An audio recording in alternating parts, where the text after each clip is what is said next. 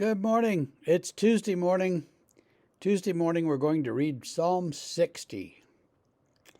Oh God, you have rejected us, broken our defenses.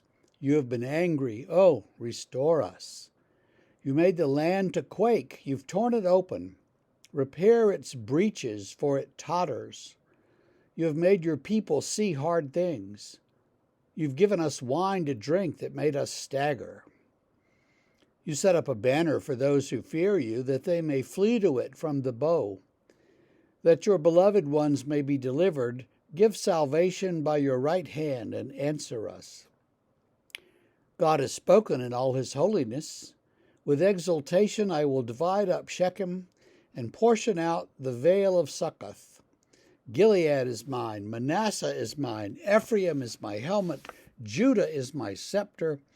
Moab is my wash basin. Upon Edom I cast my shoe. Over Philistia I shout in triumph. Who will bring me to the fortified city? Who will lead me to Edom? Have you not rejected us, O God? You do not go forth, O God, with our armies. O grant us help against the foe, for vain is the salvation of man. With God we shall do valiantly. It is he who will tread down our foes.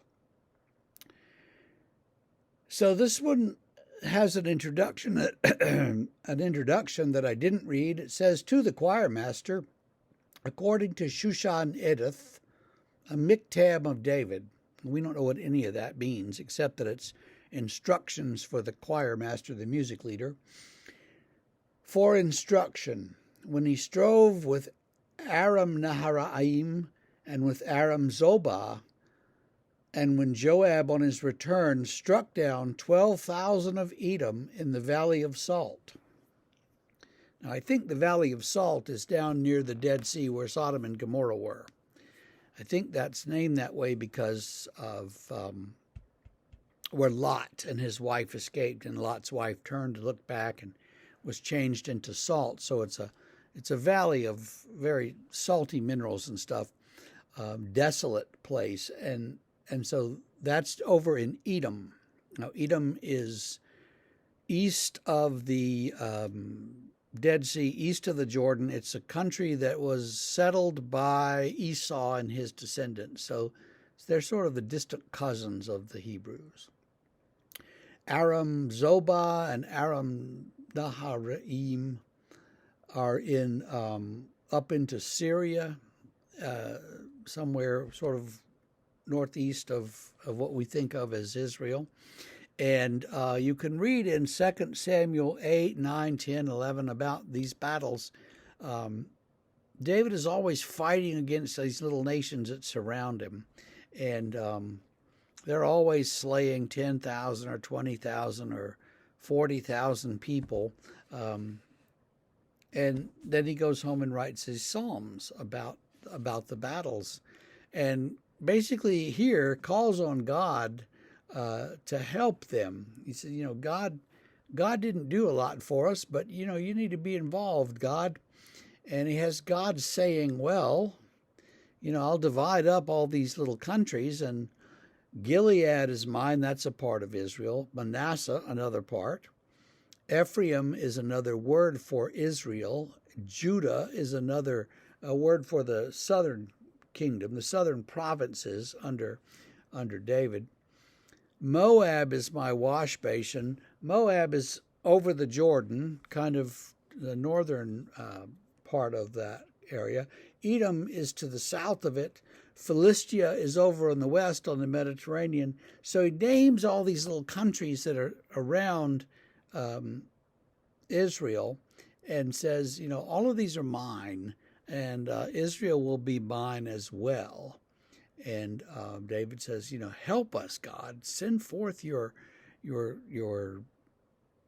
power, and with you we will do valiantly, and we will tread down our foes with your help, of course.